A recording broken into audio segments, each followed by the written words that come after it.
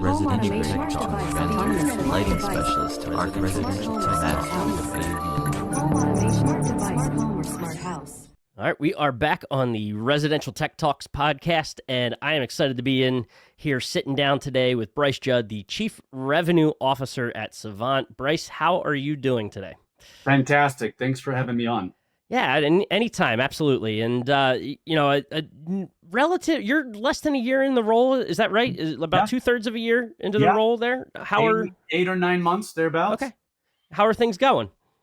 Fantastic. I've spent the last 25 years of my 30-some year career in technology, whether it was in telecommunications and networking, and then more recently on green energy and microgrid technology, which has always been exciting. But my favorite part is getting to see it put to use, especially in the end user side of things. And so what better industry when you think about taking diverse technologies and putting them in front of a homeowner, an end user, and then hopefully creating, when we do it right, a beautiful, seamless experience, so that way the technology doesn't become a barrier, but becomes a way to enhance their life. I love that. That's the part I love the most. And so it's great to be back in the industry. And with Savant, what's cool about Savant is,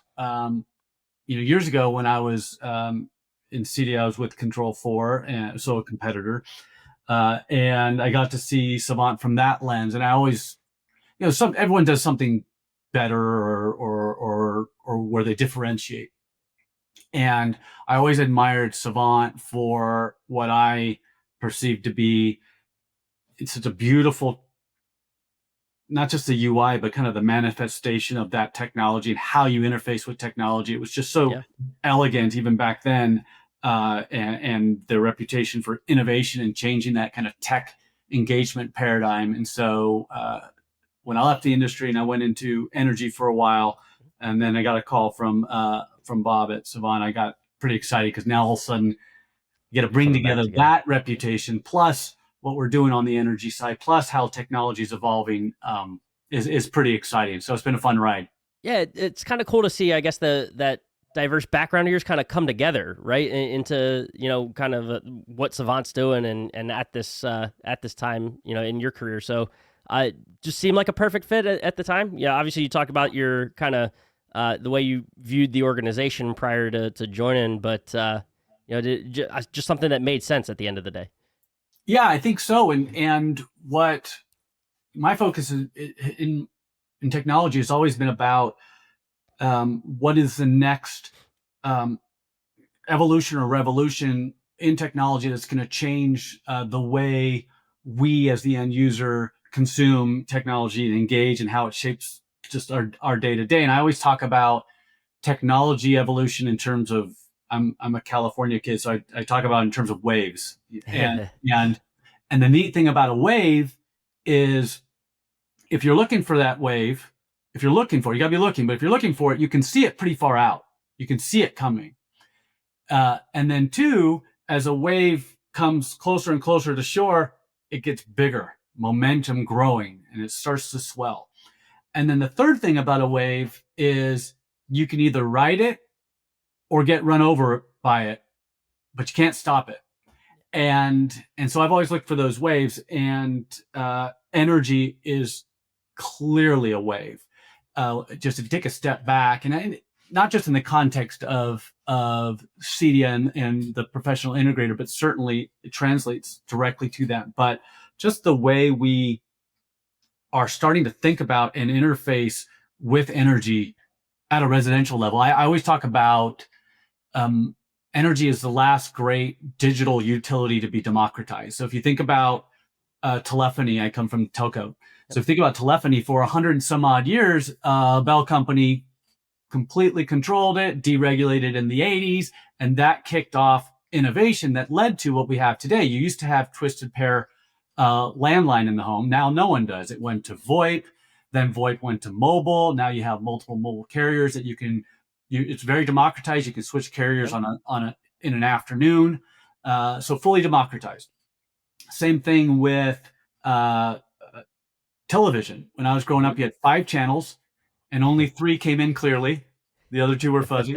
Yeah. And that's how you got your news, that and your local paper. Well, now that's been fully democratized, right? And so you've got news coming from podcasts and from crowdsourcing in other ways. Same with entertainment, fully democratized. Not just you went from 5 channels to 500 channels, plus time shifting and place shifting, and so all that's, we've seen that over the last 20 years. Well, energy is about to go through the exact same process. And what I mean by that is right now the utility owns energy, but that's changing, right? You got microgrid technology. You're starting to generate it on the roof. You're starting to store it in the garage with battery storage. And then you have energy exchange or management, which is that smart energy management that we do at Savant in concert with our battery storage. And that allows you to become the grid, what the industry calls a microgrid or microgrid technology. And so what that means is, as we democratize energy, we're going to become our own power plants. We're going to generate it, and we're going to have to consume it and know how to consume it in an intelligent way. And that has to orchestrate into the home. And that's where the integrator becomes so critical, because it's not enough just to make energy. You have to consume energy in an intelligent way.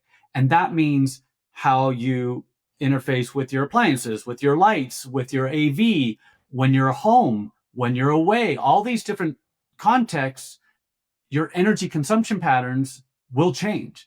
What do you do when your home needs to go into storm watch mode because you see a storm coming? So that's the next revolution, I think, for the connected home or the smart home. And it's a really exciting time for the industry. Yeah, for sure. Well, and to go back to your wave reference, listen, I'm an East Coast kid in Philly. The Jersey Shores right there, they may not be the same kind of waves, right? but I understand the wave reference, because you could either ride it on the boogie board or, duck your head under and get out of the way, and or take that momentum right onto shore and enjoy that. I was a body surfing boy. I don't know, but that was my MO. But right. So no, I love that. And I appreciate that overview too, because I think it explains just sort of where we are right now in the energy space. And I guess to lean into this wave thing, is it like cresting? Like, where are we, do you feel like, in that momentum, of the wave? Yeah, it's just starting to swell. We're so remember, you go back to the telephony example. I think it was in 1983, deregulation broke up the bells. And it took 20 years before we started to get true mobile phone. I remember in mid 90s, I still had a pager, right? So it took 20 years to get to the point where telephony was truly democratized and flexible and mobile. And so we're just starting there with energy. We've had PV in market for, 10, 15 years, but it's really becoming scale in the last just few years. Battery energy storage is relatively new at a consumer level. And then energy management, which is that intelligence, that we call it the smart panel, where you're now the exchange, the intelligent exchange about where energy is coming in and how it's being consumed. That's brand new. That is absolutely brand new. Savant's actually the only company that has both the energy broker side and the smart home orchestration side. But that's where the industry is going. New regulations are starting to accommodate for energy management, and soon will mandate it. So it won't be but a few years before every new home built, just like in California, you have to have solar for every new home. In a few years, every new home will have to have smart energy panel management. It's coming. Well, an awesome thing too, and I think kind of points to the awareness around it, and awareness within the industry. We could talk about the consumer awareness, and I know that's could be a whole separate podcast probably, and what needs to happen there. But from an industry standpoint, and more specifically technology and the custom integration space, you can kind of see that momentum building up or swelling around the partnerships and how they've come together for Savant over the last. I mean, it feels like that the past year and a half, it's really, there's been an effort to just expand into different verticals and sort of parallel spaces within the home to build this platform and kind of what you guys have been doing. So talk about that a little bit, and why the emphasis there. Yeah, well, one of the great things about our industry is we have an opportunity to play a broader, increasing role in the home for the homeowner in terms of being technology experts or technology consultants. And I look back, I bought my first pair of AV bookshelf speakers about 30, God, it's been about 30 some years ago. I walked into at the time a system integrator, but it was an an AV business, and I bought these pair of speakers and a little processor, and that's all they sold. Well, what is that industry? What do we do now? Right. We're in the lighting business. We're in the shades business. 15 years ago, CIs weren't in the networking business. It was terrifying. It was brand new. No one understood it. What is a VLAN? I don't get it. And now we are networking experts. In fact, most of the best integrators start with the network. They'll even say, I won't do your project unless I own the network, because it's so critical. Mm-hmm. But we had to learn to become networking experts. And that's okay, right? But what that does is, as we bring in new technologies and new skill sets, it expands the value proposition for the integrator to grow their business, right? Speaker sales or AV sales are not growing like this, right? They grow with GDP, they grow with new household creation. That's okay.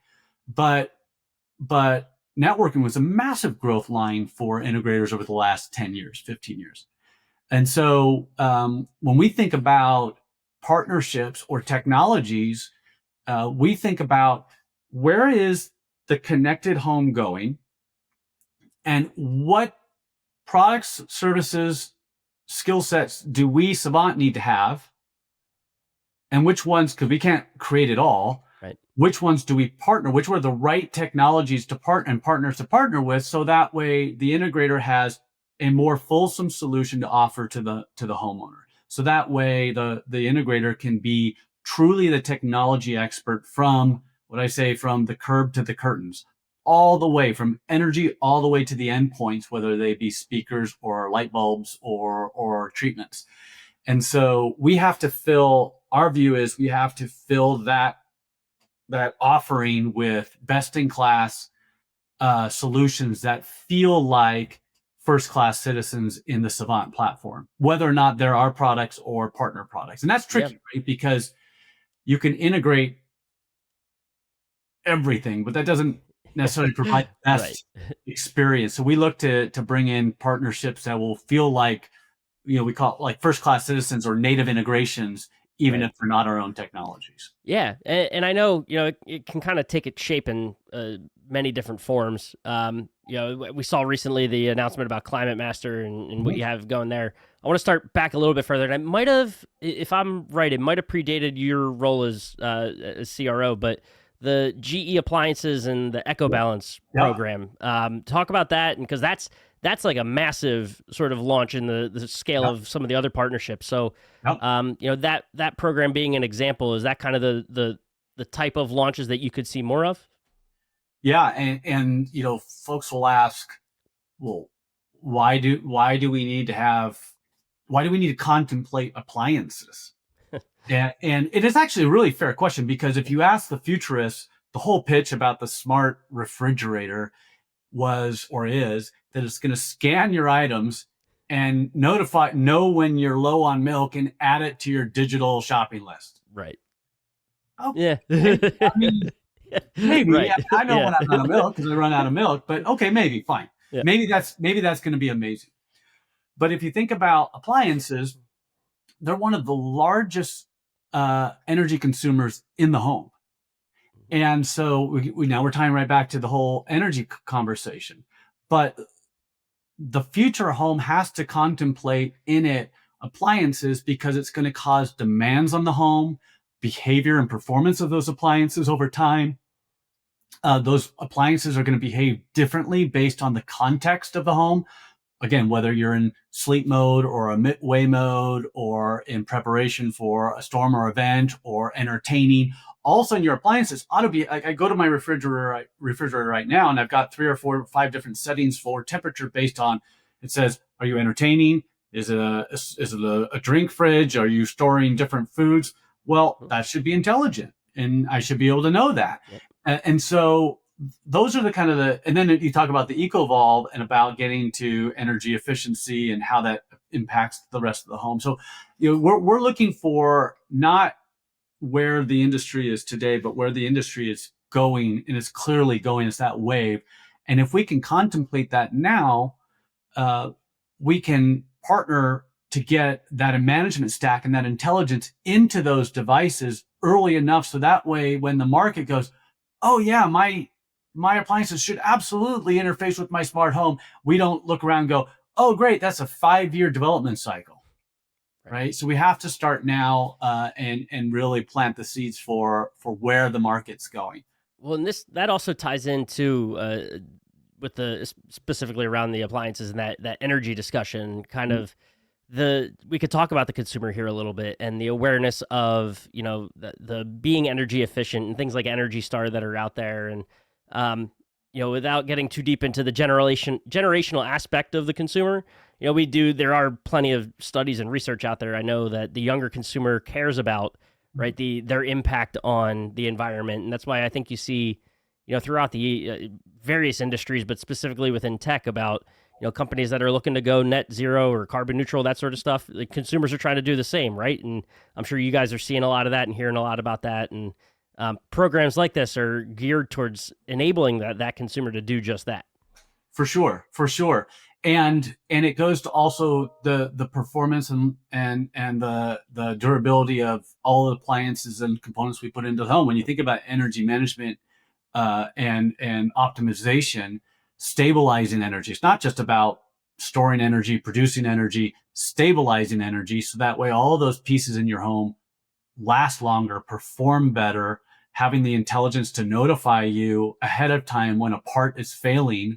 So that way service crews can go out ahead of time to replace the condenser before your air conditioner goes out. These are expectations that a homeowner is going to have about their home just being intelligent. Just like your car tells you, hey, we're having an issue here. Let's go ahead and schedule a service. You don't want to break down on the side of the road and be calling a tow truck.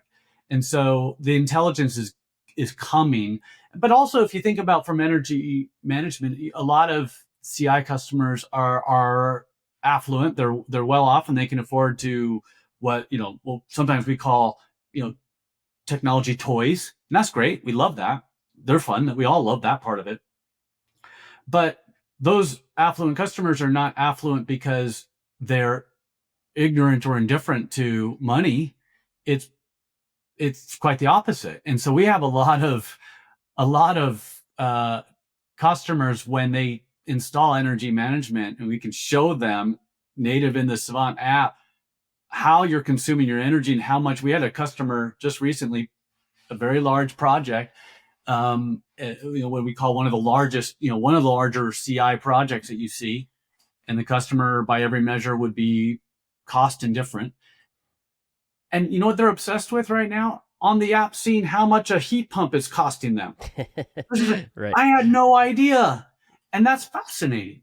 That's fascinating. And then they take action about it, and they say, I'm going to make a change. I'm going to get a more efficient component, or I'm going to look to do something different or change my behavior. So I think all of those need to work together, and that's what we're trying to curate with partnerships. Well, I know, obviously customers like that, and the custom integrators that are out there working with those types of clients, they probably, I would imagine, have a higher understanding or awareness around energy management. But I want your take, more broadly. Where do you think we are in terms of consumers knowing, or maybe even the integrators knowing, just how important this space is or has the potential to be over the coming years? Yeah, we're very early on. But what's exciting is how fast it's picking up. We have a lot of integrators who are really starting to talk about energy. What's really cool about it is all those wonderful things we just talked about. But almost more cool than that, from an integrator perspective, is now they're first on the job site. Right. So for so long, the integrator has been the last to be there, the last contractor, homeowner's tired of them, tired of everyone. Get out. The budget's been compressed, but now we see integrators showing up with the builder, even before architects and designers, and they're sitting down and saying, "What's your energy strategy? What's your energy plan?" And the homeowner's going, "I didn't know I needed a plan." And then, "Well, let's show you why you need a plan." Now all of a sudden the integrator's first in. That's really cool. That's really important, because what happens is you're first in on energy. Then what? Well, obviously you're going to provide the lighting and the environmental, the shades, because that's energy. Now all of a sudden you're growing from there. So now you picked up the energy side, you picked up the lighting, you picked up the shades and HVAC control, and then you kind of keep growing in from there, versus starting oftentimes from AV. "Oh, you provide lighting and shades? I didn't know you did that." So it gets our integrators first in. And then another thing is it builds project. Now all of a sudden the project for the integrator is 30, 40, 50% bigger sometimes, because they're adding an energy solution that's providing value to the homeowner, that's not taking from their traditional budget for the project. So it's a win-win for integrators, and I think a lot of integrators are starting to see that and getting really excited about it. Yeah, it's getting me excited because it's just in my head thinking about content around the idea of just changing how they market themselves, which I know I'm sure plenty are talking about, but probably not loud enough about just changing that approach of being the AV guy and instead being someone that is helping them live better, live cleaner, live greener, whatever that might be. So I love that approach, and I think it speaks to all the partnerships that you guys have going on is probably something I imagine that they could learn, that integrators could learn from as well, and just how you guys are approaching, Savant's approaching business, and going about and expanding awareness through things like partnerships to bring your services to more areas of the home, and just a great thing I think for them to keep an eye on, not just from the technology aspect, but how you're going about doing it and kind of marching through this industry. Yeah, I think so, and I think the successful integrators have always looked for ways of growing their skill set and their value proposition through smart partnerships, integrations, and services. You have to be smart about it. You got to be careful that you don't kind of offer everything and too much. I think one of the risks about the space and that the kind of the smart home or smart home technology is it's so powerful. It can do so much, but just because you can do it doesn't mean you should always do it.